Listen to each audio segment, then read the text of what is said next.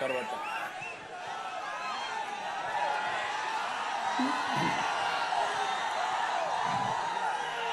గతంలో తెలుగుదేశం పార్టీ అభిమానులు, జనసేన అభిమానులు, భారతీయ జనతా పార్టీ అభిమానులు అందరికీ నా హృదయపూర్వక నమస్కారాలు.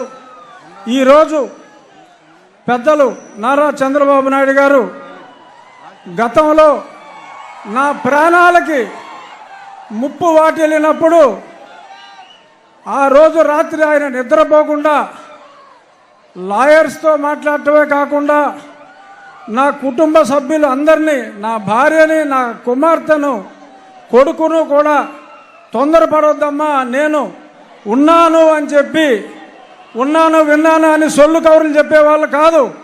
నిజంగా ఆయన నాకు ఉన్నారు, నిజంగా ఆయన నా ఆక్రోశం విన్నారు కాబట్టి ఇప్పుడు ఆయన చెప్పినట్టు నేను మీ ముందు బ్రతికున్నా.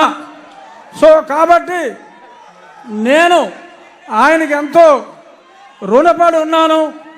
ఇక నుంచి కొన్ని కారణాల వల్ల నేను 4 ఏళ్ళు దూరంగా ఉండవలసి వచ్చింది. అయినా చంద్రబాబు నాయుడు గారి చొరవతో ఈరోజు నేను మళ్ళీ మీ ముందుకు రావడం జరిగింది. ఎప్పుడూ నేను ముందుగా చంద్రబాబు నాయుడు గారికి, అలాగే మీ అందరికీ నేను రుణపడి ఉంటాను. మీ రుణం నేను తీర్చుకుంటాను. అతి త్వరలో జూన్ 4వ తారీఖు ప్రపంచం సృష్టించబోతున్నారు నారా చంద్రబాబు నాయుడు గారు. అలాగే ఆయనకి తోడుగా పవన్ కళ్యాణ్ గారు, పైన నరేంద్ర మోడీ గారు. ఈ కలయిక నేను సంవత్సరంగా చెప్తున్న త్రిమూర్తుల కలయిక ఉంటుంది అని. అందులో బ్రహ్మ మోడీ గారు అయితే, విష్ణుమూర్తి మన చంద్రబాబు నాయుడు గారు, పరమశివుడు పవన్ కళ్యాణ్ గారు, సైన్యం మనం అందరం. జై తెలుగుదేశం, జై చంద్రబాబు నాయుడు గారు, జై మోడీ, జై పవన్ కళ్యాణ్. Thank you. ఇప్పుడు ఈ విషయంలోనే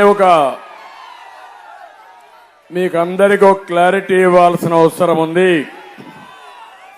ఈ 5 సంవత్సరాలు ఈ నియంత ఎవరైతే అహంకారిగా ఈ రాష్ట్రంలో ముఖ్యమంత్రి అయ్యాడో, అధికార దుర్వినియోగం చేసి ప్రజా సమస్యలపైన ఎవరైనా నోరెత్తి వాళ్ళ నోరు మూయించే పని చేశాడు. ఎవరైనా కానీ గట్టిగా మాట్లాడితే ముందు పోలీసులు పంపించేవారు, ఆ తర్వాత సిబిసిఐడిని పంపించేవారు. శనివారం అయితే ప్రొక్లైన్స్ పంపించి ఎక్కడికక్కడ వాళ్ళ ఆస్తులన్నీ కూడా ధ్వంసం చేసేవారు.